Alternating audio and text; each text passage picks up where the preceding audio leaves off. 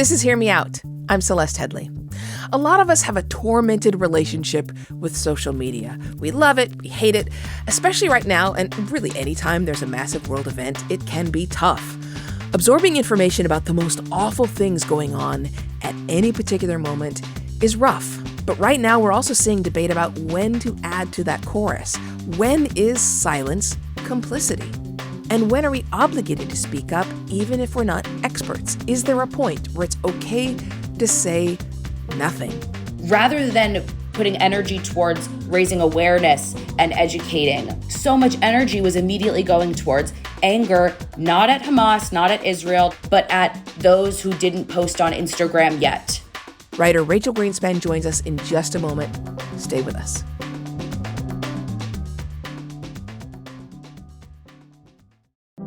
Say goodbye to your credit card rewards. Big box retailers, led by Walmart and Target, are pushing for a bill in Congress to take away your hard-earned cash back and travel points to line their pockets. Senate Bill 1838 would enact harmful credit card routing mandates that would end credit card rewards as we know it. If you love your credit card rewards, visit handsoffmyrewards.com and tell them to oppose credit card routing legislation paid for by the Electronic Payments Coalition. Welcome back to Hear Me Out. I'm Celeste Headley.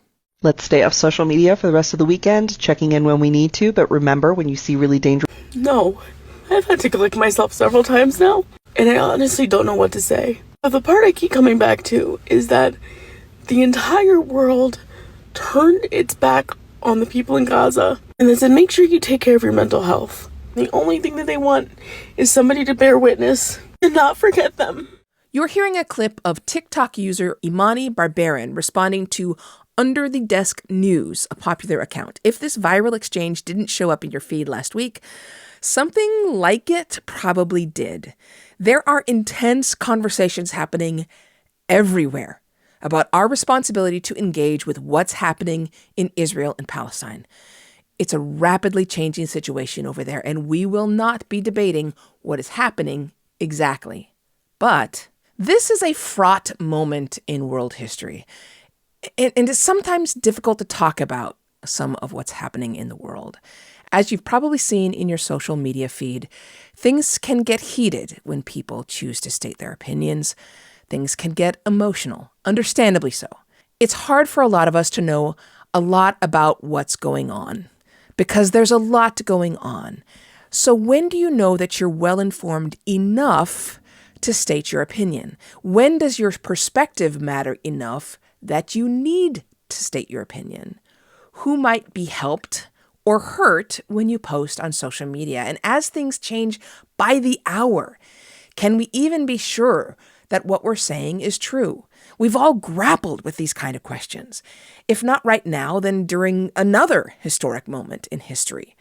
And our guest today argues that, you know what, it's okay to ask all of these questions, sit with them, and decide, I'm not going to post. That guest is Rachel Greenspan, a social strategist and writer. Hello, Rachel. Hello, Celeste. Thank you for having me. So I don't want to put words in your mouth, so I want to let you state your opinion yourself. It sounds as though what you're saying is it's okay to keep your opinion to yourself. Is that sort of the elevator pitch? I would say that's pretty on point. I think to summarize it myself, I will say you don't have to post, period. I think that's really the crux of it. I think for me, it's not necessarily a matter of privacy or a matter of an opinion not being valid or worthy enough to share with the public. It's more specific to the way we use social platforms. There is this pressure that everyone needs to share their opinion all the time. And I'm just here to say, my belief is that is not true. You do not need to. It's a kind of false belief that we've all really internalized over the last few years.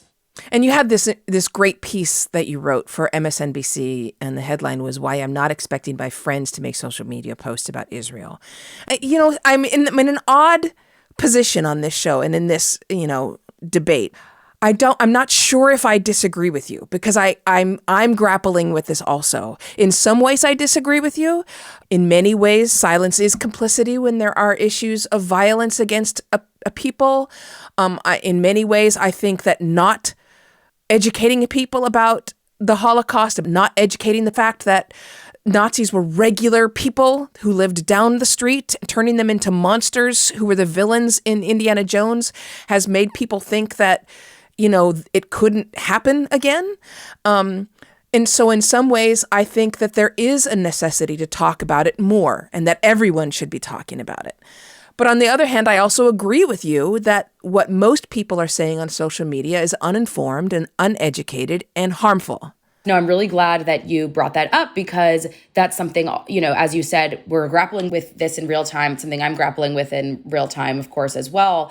When I started writing my piece for MSNBC, something I really wanted to try and make clear is I don't mean this as kind of like a rule hard line of if you are not famous, shut the fuck up and never say anything on Instagram. That's definitely not my opinion, right? So I completely agree. Of course, there are many cases wherein it is necessary for education, for spreading awareness. And there have been several polls in the last few years, particularly as it relates to Black Lives Matter, about grassroots social media activism, largely among people who are not famous, who are just people you went to high school with or were in a sorority with or played a sport with. Those people are actually having impacts on public opinion. And so we've seen public opinion shift in terms of Black Lives Matter, in terms of policing in America, in terms of police brutality. These things are becoming more understood, more talked about, and people are changing how they previously thought about it and adapting to beliefs that activists have been seeking ways forward with. And the same has happened with Israel and Palestine in the last several years, particularly in 2014. Social media was really instrumental in making Americans see the plight of Palestinians in a way that they previously hadn't, because we know that Zionism has been really so ingrained into a lot of elements of American culture, and I mean, especially in American Jewish culture.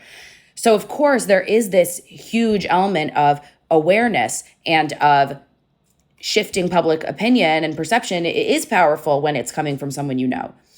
What I think is that can't be the case for every single thing that matters to every single person, because then to me, it really does kind of dilute its power, because already what we're seeing is so much fatigue with what's been posted. Because as you said, Celeste, it's not necessarily all super informed, kind of nuanced opinions. Most of what's being shared and being most viral is really kind of off base and incendiary in a lot of ways.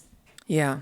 We're going to have to take a break here, Rachel. But there's stuff to talk about here, obviously. We're going to take a break and we'll be back in just a moment to talk more about whether it's okay to be silent or not when there's violence happening in the world. I'm talking to Rachel Greenspan. This is Hear Me Out, a podcast from Slate. We'll be right back.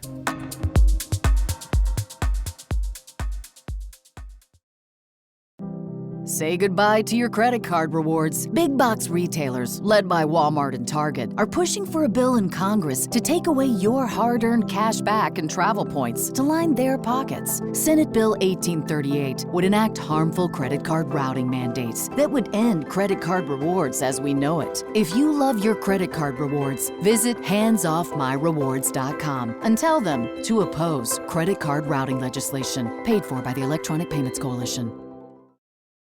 And we're back. This is Hear Me Out, a podcast from Slate. And we're talking today with Rachel Greenspan, writer and social strategist. We're talking about whether or not when violence is happening, especially when you believe a wrong is occurring in the world, do you need to speak up? And I guess that's sort of where we are, right? There's a wrong occurring somewhere in the world. And that's usually when people say, voice an opinion. They either express sympathy, right, Rachel? They express sorrow or outrage. Either they're angry at the Palestinians or Hamas. In this particular case or moment in history, they're angry at the Israeli government. In other cases, they're angry at somebody else, right? They're angry at a school shooter. They're angry at whomever is they think rioting. Whatever it may be, there's outrage. And so they go on social media and they express that outrage. And you were just at this moment saying that there is value in that. There's a value in a chorus of voices raising protest to behavior that should be socially sanctioned, right? Of course. It sounded like you were leading to a but. Not necessarily a but, more of a yes and, if we go the improv route. If I may back up a little bit into, I think, the kinds of content that led me to sharing this opinion in an article, and I had tweeted about it, and now we're talking about it here. I wasn't looking at posts that were saying, I'm heartbroken, I'm traumatized, I'm devastated, and me going, how dare you post that? I was seeing, of course, a lot of that, as we all were. Social media is full of all these kinds of sentiments of trauma, hurt, horror, devastation. I felt it too. I'm Jewish. I have actually, my best friend and her husband were in Israel visiting family on October 7th when the killing started. So, I'm not so far removed from this that so I had been actually personally very upset for days and very scared and confused and, looking at the internet as we all do every day, even when there's not horror going on. And so much of what I was seeing in that state was not necessarily only the news and those sentiments of devastation, but so much of, if you are silent, you are the problem. If you aren't posting, your Jewish friends remember. If you aren't posting, I'm gonna never forget that you were silent on this. And I'm just like, to me, that's like a huge manipulation and misunderstanding of that power of using social media in protest, like you said, Celeste. I think, to me, when a massacre just occurred days ago, and those who follow the news know that that means that Israel's going to retaliate and many innocent Palestinians are going to die as a result of this, we aren't sure exactly what we should post on Instagram. For me, why would that be your first thing? And if it is, great. If it's not, why is that expected of you? Again, for example, my friend was literally fleeing the country as this was happening. I'm a Jew. I hadn't posted anything about it because I didn't feel like it at the moment. I was upset, and there was nothing I felt I had to say that was going to add value. And suddenly all these posts are telling me, they're basically yelling at me for not posting. And so I think, to me, the issue is largely also in that fact of, Celeste, like you said, a lot of times silence is complicity, and I totally agree with that. I think in this case, it was kind of so striking that rather than putting energy towards raising awareness and educating on why this is so awful and why this is so complicated and why people are so devastated, so much energy was immediately going towards anger, not at Hamas, not at Israel, not at Jews, not at wherever it might be, but at those who didn't post on Instagram yet. To me, that's where I really said, okay, that clearly there is an issue here, because the fact that that's where this energy is going shows that, these platforms have become a little bit misunderstood in how that power is supposed to be used.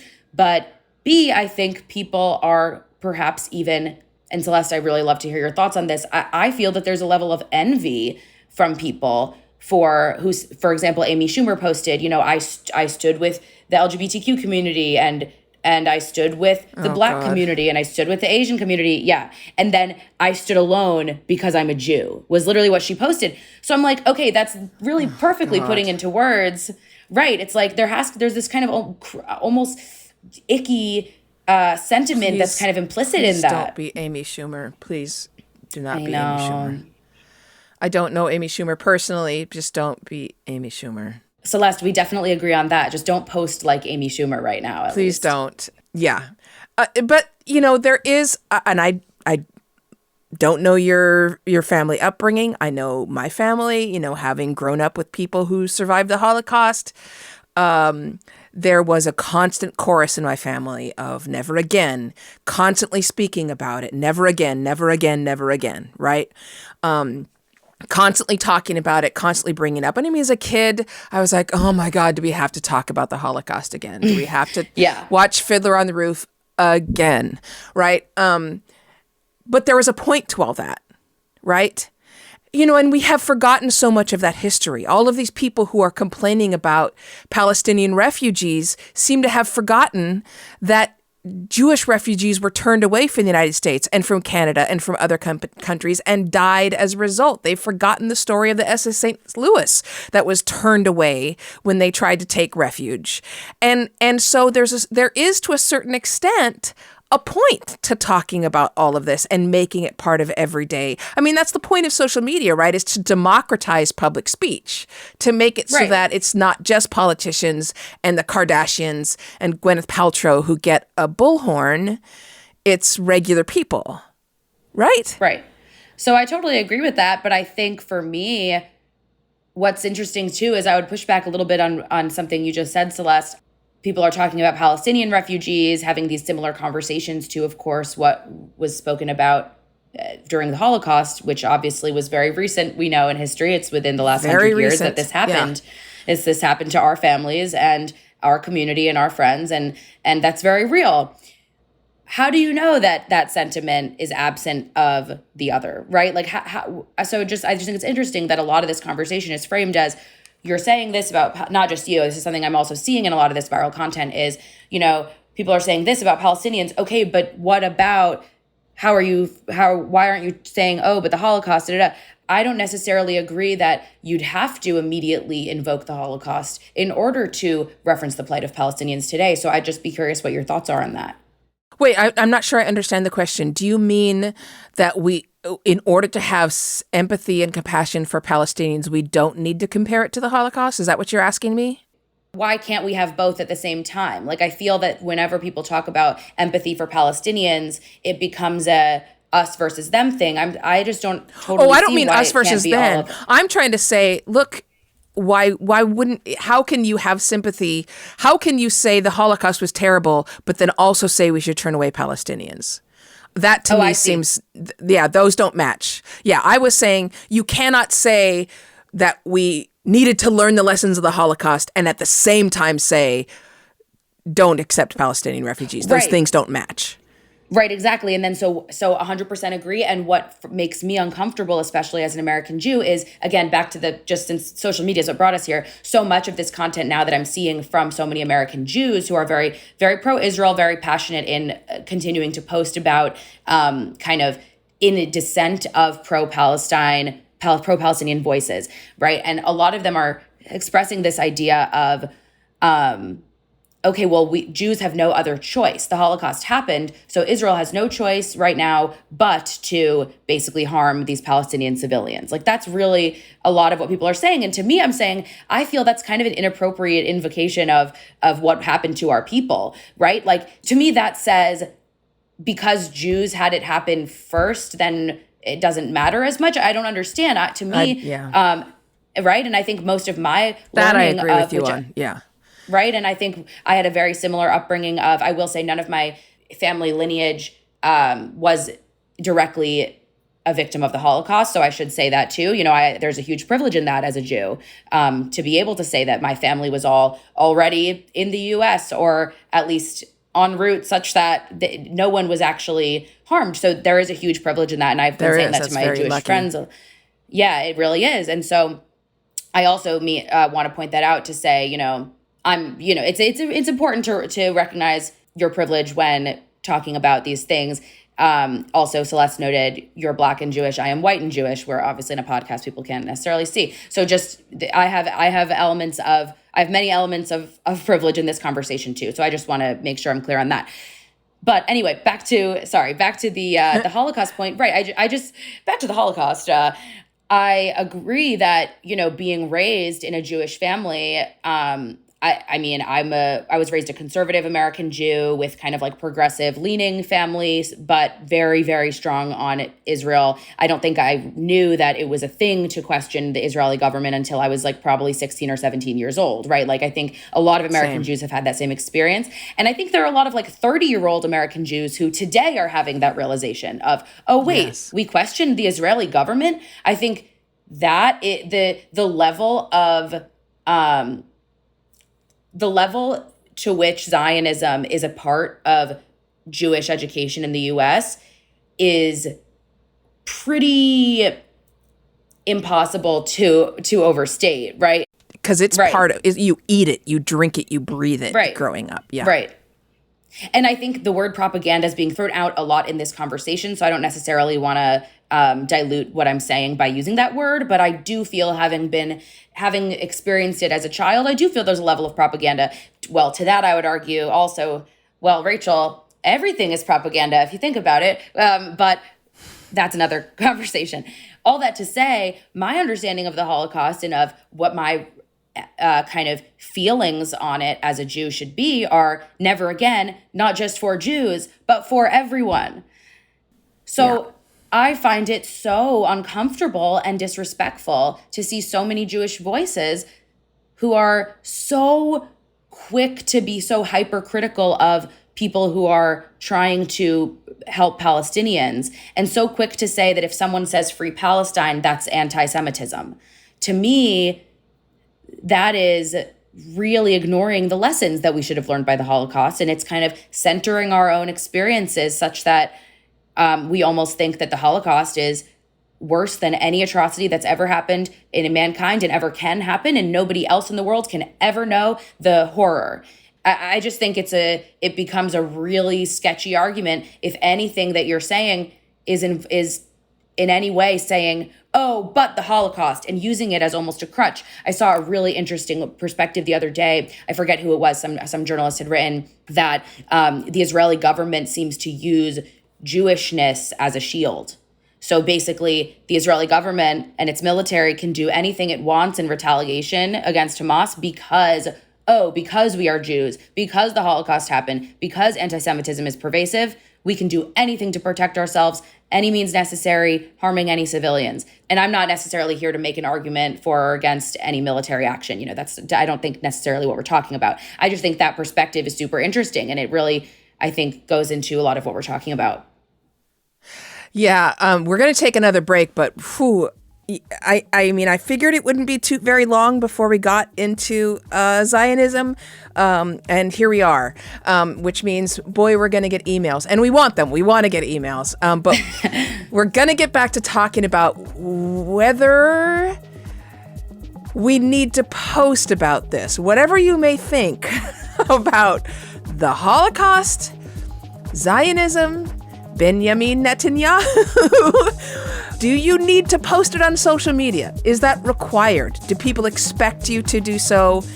And if you are asked to do so or asked why you didn't, how you should respond. We're going to be talking about all of that more when we come back from a break. I'm talking to Rachel Greenspan, and we'll be back in a moment. This is Hear Me Out, a podcast from Slate.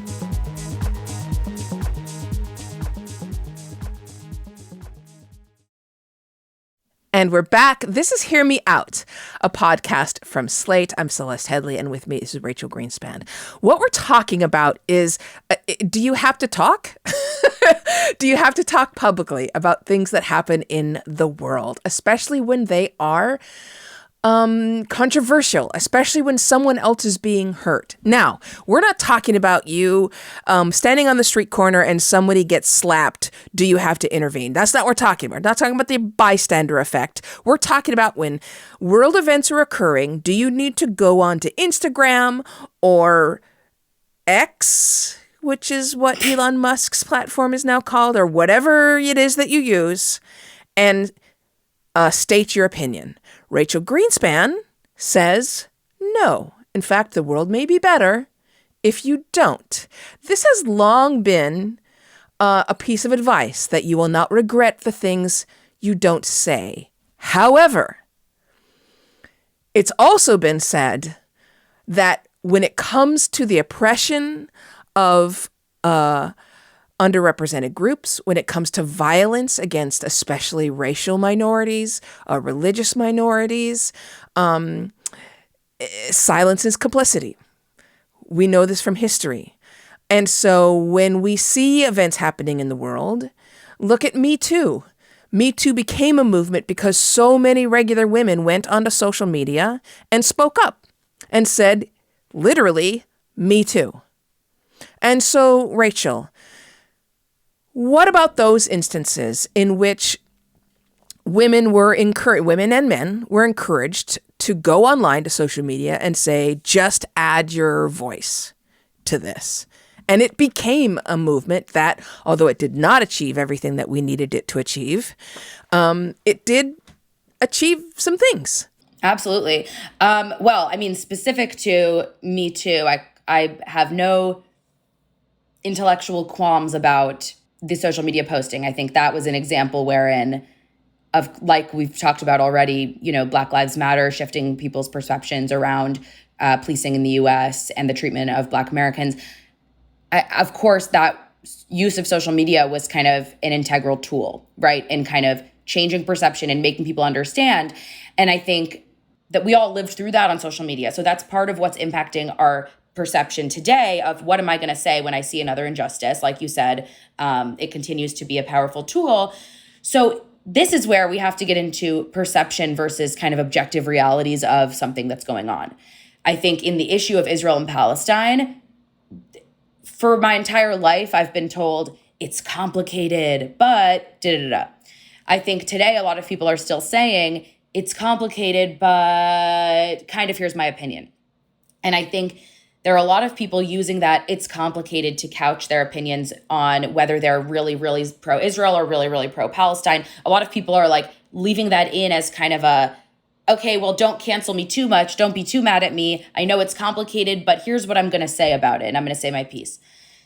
I think the reason people are saying it's so complicated, well, it is so complicated, but I think part of what I'm seeing there is the perception of the wrongdoing is becoming really extreme and sometimes misinformed.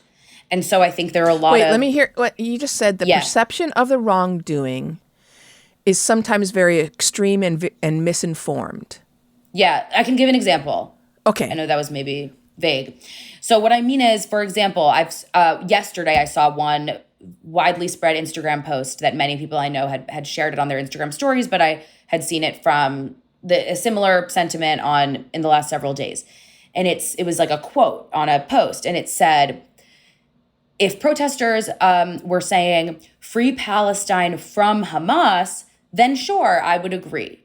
But they're saying free Palestine and following it with gas the Jews. So how is this okay? I swear to God. That? Exactly.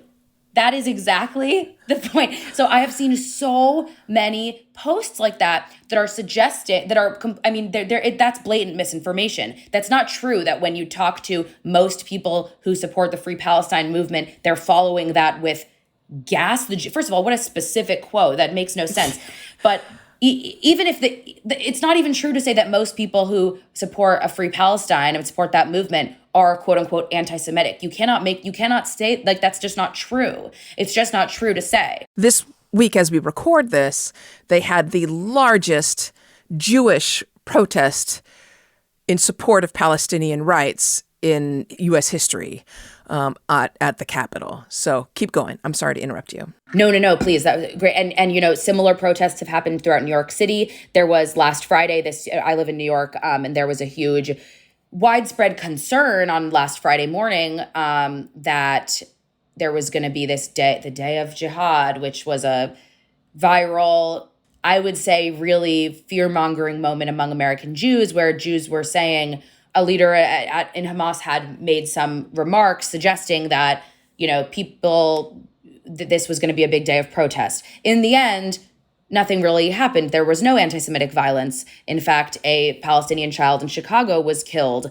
I was just going to say, I know that you're not saying this, but I want to point out for our listeners that neither one of us is downplaying the danger of anti-Semitism or anti-Palestinian and anti-Muslim rhetoric. There has been a rise in anti-Semitic feeling. There is a danger for Jewish people. There has been anti-Jewish violence, and there have been very violent incidents. That's not what Rachel is saying here. She's talking specifically about misinformation and how that plays out over social media. Thank you, Celeste. I also should say much of my reporting on internet culture has been pegged to right-wing extremism, and which is often anti-Semitism baked in there. Almost all the time it is. And so I've written a lot about anti-Semitic violence in the United States and anti-Semitic conspiracy theories and how QAnon is born out of anti-Semitism and centuries of it. So I should also note that I'm coming at it from that perspective. So I think for me, I know that a lot of people in the world hate Jews and want us dead. So to me, that's not the big takeaway from from the Hamas attack on Israel. To me, the takeaway is not Jews worldwide that are in danger. We always are. We always have been. We're a persecuted group. Their anti-Semitism is down the street. I live in literally New York City, one of the most progressive parts in the country, and there's tons of people who hate Jews in this city. So to me, that's not the surprise. That's not the takeaway. Not to say, again, not to discount any of the violence and not to discredit the anti-Semitism that is baked into the horrible violence enacted by Hamas. That is just to say, I think it's really also not doing a service to any of us to act as though this is the evidence of anti-Semitism in our world. If you've been paying attention to the rise of Trumpism in the United States, anti-Semitism is really has been here, and it is here. It's not evidenced only by this moment. I think that's a distraction from these other issues that maybe you should be posting about too.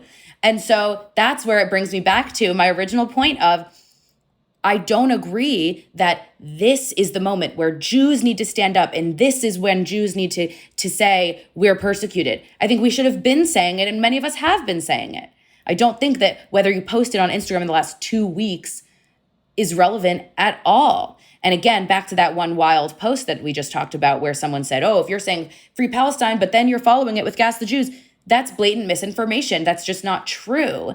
And so all you're doing is telling people that Jews are, it's explaining inaccurately that Jews are in danger, and it's doing it for, in a lot of ways, political motivations, because what you're talking about is Israel's military government response. Like, you're basically getting into foreign policy debates if you're going to make arguments around what Israel should or shouldn't be doing in reaction and in retaliation, and what Palestinians should or shouldn't be feeling.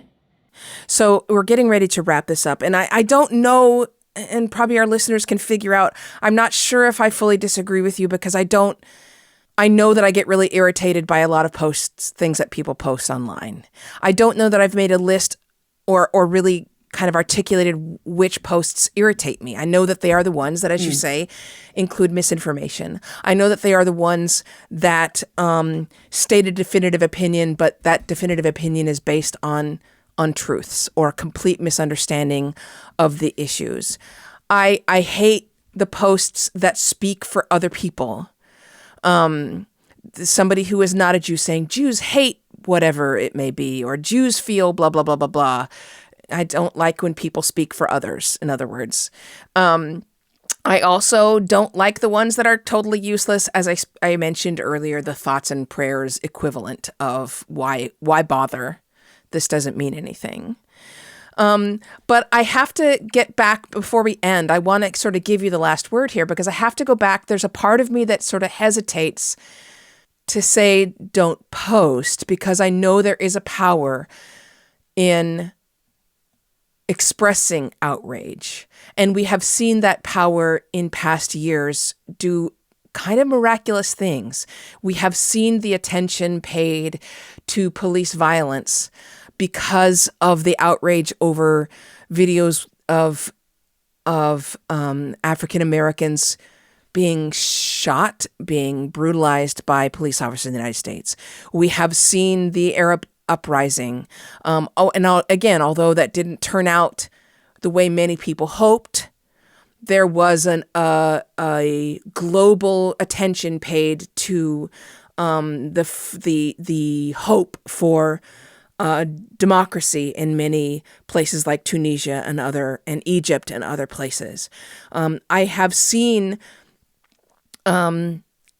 this urge to post opinions, this urge to share and reshare and post. I have seen that draw attention to issues that people, especially Americans, never even cared about before. Parts of the country they didn't think about, and really they just went around in their bubbles and didn't give a single thought to. And so I guess that's sort of what has me hesitating to fully buy in. Rachel. So let me give you the last word here. What do you think? My opinion is not that you should not post. My opinion is before you post, think about the source, think about why you want to post it, think about who you hope sees it and what you hope they will get out of it, and think about, is this something that's really valuable to add to a conversation that is already, in this case of Israel and Palestine, already so saturated in all of our feeds and so overwhelming for so many of us and so emotional for so many of us. Just ask yourself questions before you feel that urgency and feel I need to say something and I need to reshare this onto my story.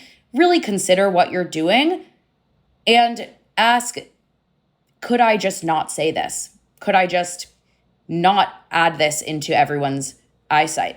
Because this is real life. When we think about social media as not being real life, but it is, especially if you're not a public figure. What you're saying is coming from you and it's going into the ears of everyone who's following you. And just think about what that's going to do, why you want to do it. And so just everyone, if I can impart any type of wisdom, just give yourselves the opportunity to not feel that kind of urgent gut, I need to share this the second I see this in my feed, and also give grace to all of your friends and your peers and your colleagues, and take everything with a grain of salt, and try not to hold everyone's social media activities so closely against them. I mean, I think that's probably pretty good advice. I think that's probably pretty good advice. I mean, that's not bad. Rachel, thank you so much. Thank you so much. What a great conversation. Phew. Okay, so there were a lot of things said, and I am willing to bet you have thoughts about many of them. We want you to share them with us.